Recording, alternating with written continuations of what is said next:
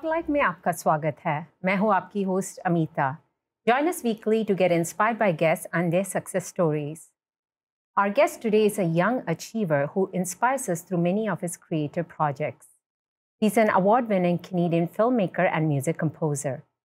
It's with pleasure I welcome to our show the creative director and founder of Labyrinth Studios, Mr. Kesava Geeta Kumar. Keshav, it's great to have you here with us. Thank you so much for having me on the show. So congratulations on all your achievements. First, let's give our audience a glimpse of what your journey has been thus far, from growing up in Dubai, coming to Canada. So tell us a little bit more. The first 8 years of my life are kind of a blur. I just remember little moments of, the childhood in me. Growing up, I was a very silent kid. And my parents and my family brought out throughout that talent kid and got me, involved in a lot of extracurricular activities, making sure my academics were on point. And I wasn't just some kid, occasionally doing work here and there. And they really, I was always born and brought up in a family where values and extracurriculars were always kind of important. And after that, after Dubai, we transitioned over here to Canada. And I came in 2010. And for the first 2 years, elementary school is just trying to get used to things here. And eventually I started to pick up little projects, watch more movies, really get inspired. When I was around 8 was the first time I really fell in love with cinema. I watched the film The Dark Knight and I fell so in love with cinema. I was like, you know what, no matter what happens anymore, it's cinema or it's nothing.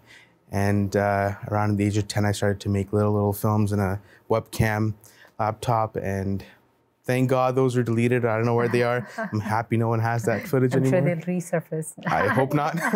And then around the age of 11 and 12 is when I started to get more attached into music. My grandmother is a classical singer herself, and in my family, music is a very important thing. It's kind of the backbone of the family. We don't like to admit it. And then, listening to music.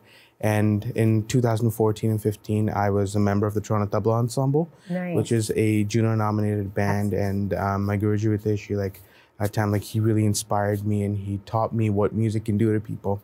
And ever since then, I've been embarking on a journey of music. And essentially in grade 7, middle school was pretty boring for me. And I was like, I had to do something with all the spare time I had. So I got together a group of friends. Teddy was one of my friends. He's still one of the biggest parts of Labyrinth Studios, and it's been 5-6 years now. And we made our first video game together called Operation Masquerade, and ever since then, we've just been embarking on music and video projects and just seeing where things take us. Keshav, this is quite inspiring. An 8-year-old usually in this day and age is, thinking about, okay, where are they planning their next outing with their friends or play the video games? But you actually were already, had a goal in mind from that age on. And to a certain extent, I would say, kudos to your family to have encouraged not just the academics, but the extracurricular. And that obviously did inspire you to go after what you dreamt about. This is great, very inspiring. Thank you. So since we are on the topic of the many passions that you have, I want to first delve into your music, the passion you have for music. Like you said, it is kind of the backbone in your family. Yeah. But tell us about your musical journey thus far. And I hear there's an upcoming album as well. Yeah. So in terms of musical journey, to be completely honest, I'm not formally trained in any sort of music. If you give me genetics, right? I guess genetics. It's always in there. If you give me a sheet of music, I won't be able to read it, but I have orchestrators to do that. But essentially, at the end of the day, what I have is a genuine love for music, and that's what's been in my genetics and has translated to me, I guess. That's always important. Exactly. Love is important. I think that if someone has a love for something, you don't have to know every bit and detail of it. That's something you pick up eventually. So I started to pick up whatever instruments or whatever, I used to play percussion on the table I had, and I really noticed that, this is something I really love. And, I told my parents, of course the music runs in the family, so they put me up for tabla classes, and I started to listen to more music. So my favorite artists, and, they just inspired me so much. There's certain moments in my life where even when the world wasn't there for me, a 4-minute song was there for me. And I realized that music has this amazing ability to do something to someone. And I said, let's just try our hand at it. And I interned at different places, studios, people, and I just realized that, there's so much music can do. So at the age of, I think, 13 or 14 was when I did my first album in Septum. Wow. And ever since then, of course, the music quality, everything was mediocre back then. I was just getting started, but I felt really like lightened and I felt really motivated. And ever since then, listening to different types of music, collaborating with different types of people, scoring for films, and doing my own independent music albums has kind of been the journey so far. And my dream is, because I come from, a family that really values Indian classical music. I love world music. And, of course, as a person of this generation, trap, pop are genres that I really love. And the thing I try to do in every track is incorporate every element of music or every genre of music into one big, diverse piece of music. Because I feel like world music, I feel like every type of music has its own identity that isn't celebrated as much. So I feel like getting all of these genres, all of these wonderful instruments and emotions into one track is something that I always love to do. And then Redemption, which is, I believe, my 5th album or 6th album, I lost count. Wow. Yeah.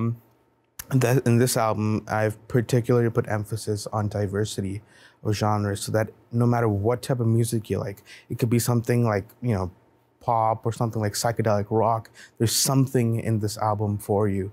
And as an artist, it's something that I've explored, and it's honestly been a fantastic experience recording for Redemption. Wow. So the whole world in one album so that everybody can relate to it. Exactly. We look forward to hearing that. Thank you. Where can our viewers find some of your musical work? So some of my musical work can be found on Spotify, Apple Music, all of the major platforms, and SoundCloud is where we all begin. You can find them on there, and also any of the films I worked on or any other films that, chances are if, people in close circle, like I've maybe done a project or two for them. And during the time that I was there, like things like Toronto Tabla Ensemble's music, I've had the opportunity to participate in some of them. And yeah, mainly you can check my music out on Spotify and all of those major platforms. Perfect. So now we want to get into your passion for filmmaking. Okay. So before that, let's take a short break.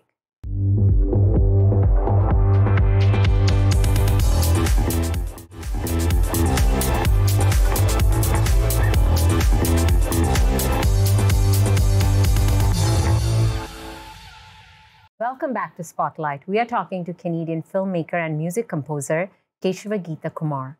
His recent Hindi war drama feature film titled Reunion won the Best Feature Film Award at the Asha International Film Festival.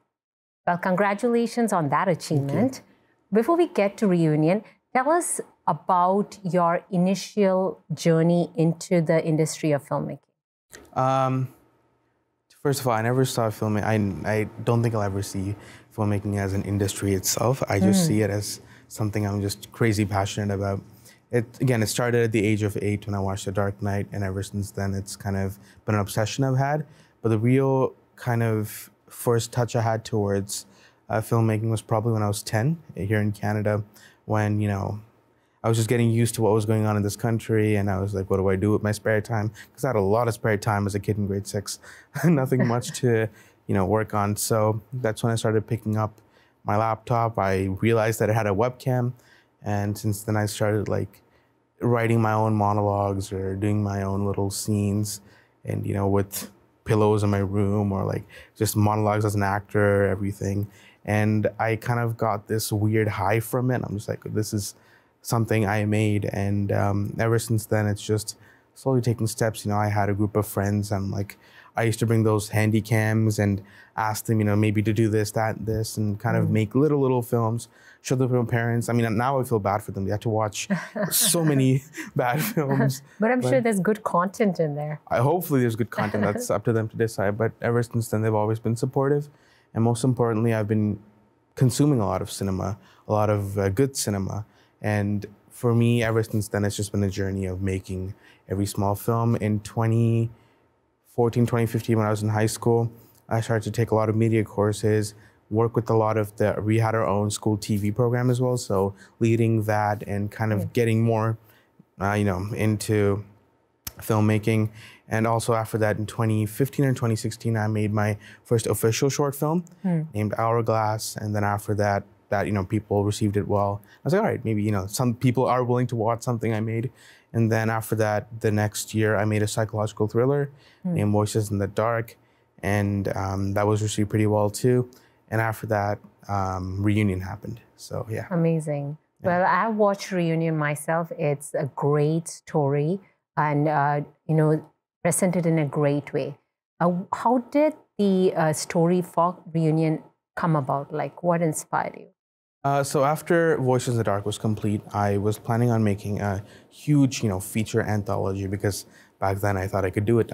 Now I have a little bit more confidence, but back then I was just like, go in or don't do anything. But at that time, one of the 4 stories of that anthology series was the climax point of Reunion. And that's where that story begun. And at that time, my lead actor, Afroz, I had a chance to meet him, and we both sat together and we discussed, and he said, you know what, why don't you take this story, you can put another story in for your anthology, but make this into a bigger short film. And I was like, if people, and a few other people told me that as well. So that happened, and then I started writing. And what people saw in Reunion, or what they're going to see in Reunion right now, is kind of, I think, the most sane script I wrote, because I took that one concept and made it into 4 different genres, and with different endings, different characters. And in the end, after a lot of contemplation, we came down to the final writing piece that we had. And then I think Reunion is honestly like one of the most interesting kind of making experiences that I've ever had, and I probably will ever have. Well, having watched it myself, it's quite captivating.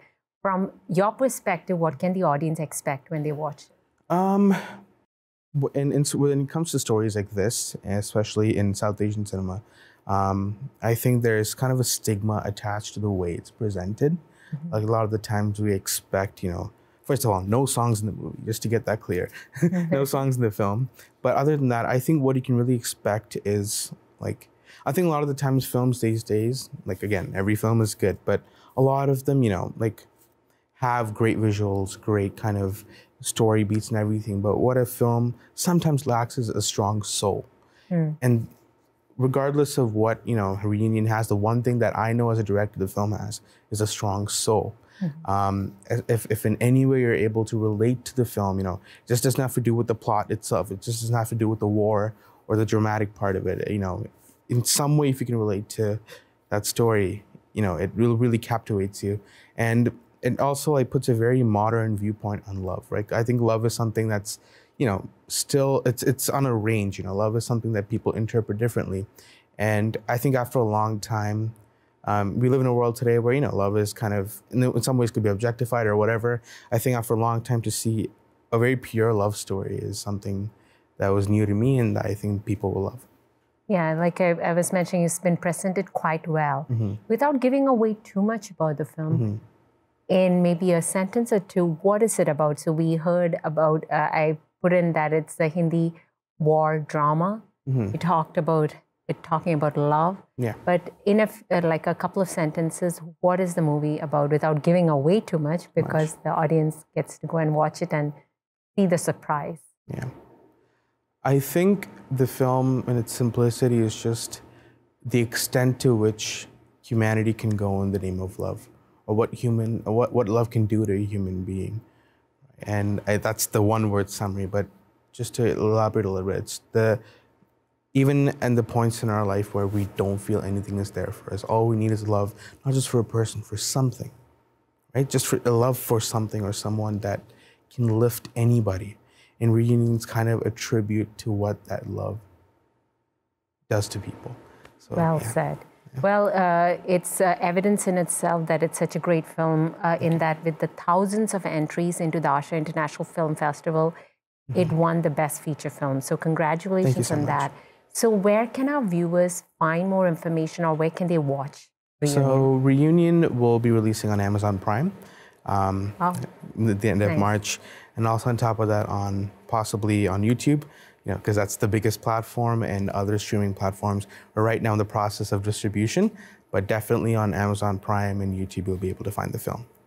Amazing. Thank you so much. Well, so much more to talk to you, a great achiever here sitting in front of me. But before that, it's time for a short break.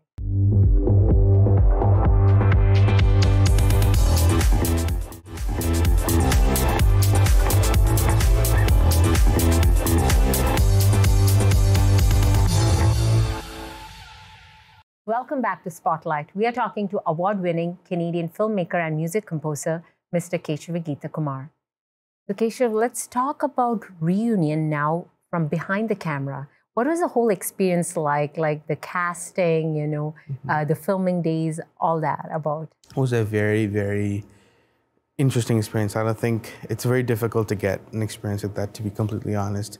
When people first begin filmmaking, you don't really have too much credibility. So I was really nervous on how this project was going to materialize. But lucky to my relief, Scarborough Arts was an art organization that really, took the project and they said that, whatever we can do, we'll definitely do it. And they were able to aid us financially. And of course, Labyrinth Studios has also kind of co-produced it financially as well. So although our budgets were, after release was when we really started to get an influx of, attention and financial help. But like when we first began, it was, it was a very interesting kind of situation to deal with. So it was really weird because the main actors and the characters in this film are like double my age essentially, because I was only 18 when I made that film. And I was a bit nervous on how, if I'm gonna hire actors for this, their experience is gonna be my age. How are they gonna possibly deal with me? So I still remember the first time I met Afroz and Sonali, my lead characters of Karan and Lina, one of the main characters of the film. We'll come to the third one next. But essentially, when I first met them, I was wearing a tip-top shirt and I was ready to go all formal. And they walked in with the most youthful and radiant kind of fashion. And I was just like, okay, I think I blew my cover. But then, honestly, working with the actors was like, I'm truly grateful for working with such amazing actors. I never felt like an 18-year-old on set, or I should take that back. They felt like the 18-year-olds on set, and it was just such a wonderful experience working with them. And also towards the end, because the thing with Reunion is it has such limited characters that the story progresses with, that each and every one of them is just as important throughout the film. So the last one was the role of a friend. I don't want to reveal too much. And we were kind of trying to find, it was like the last week or two before shoot. That's how, and I was really stressed. And then Afroz calls me up and says, there's someone named Khalid, maybe meet him and see if the role's good for him. And I was like, all right. And then, we auditioned him and I was like, all right, this role is meant for him. Afroz is a great actor. He really understands the beats that we tell him as directors, or he understands the story. He sinks himself in. Like, oftentimes, people get worried about how actors do and all of that. But to be completely honest, I had no worries about any of the actors because they were fully into the role. Afroz was great. He was so easy to work with, and it felt like I was working with family. Sonali was just as great. The things that I like to do as a filmmaker is, and I think this will change on a project-to-project basis, but take a character, but at the same time, have actors on some fundamental level can relate or connect, have identical traits to the actual characters. And I think Afroz, due to his Navy experience and just him as a person, his philosophies, it aligned a lot with Karan's maturity and moments of, tension. Sonali was just perfect for the role, her natural acting, everything was great. And Khalid was one of those actors who came in at the last minute, stole the show, and just packed and went home. He was right on the spot. I think a lot of his mannerisms, everything was just so tailored and stitched to the actual character, even without us knowing. And the most interesting part of the film is that we shot it in 3.5 days. Wow. Yeah, which was interesting because features usually take months to shoot and wrap. And the interesting part was we never thought the film would be a feature film, which is weird because, I'm the type of person who likes to plan frame by frame.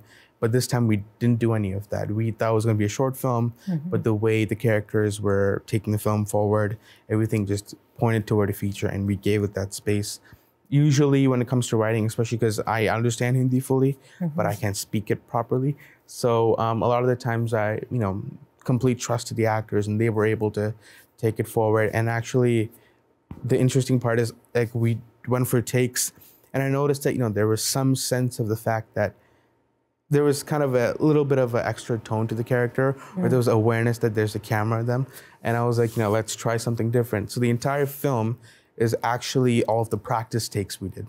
Oh, wow. When they weren't aware that the camera was rolling during practice takes. It looked like it when I watched. Yeah, Nice. So that's why I think the film resulted in very natural acting. Absolutely. And I think more than anything else in the film, the actors or the performances, the chemistry between the characters is what people, like and they celebrate and take home with them. Absolutely amazing. Like, everything came together in the end, everyone who was to come together, meant to be together in this film came together, and that's why it's such a wonderful product at the end.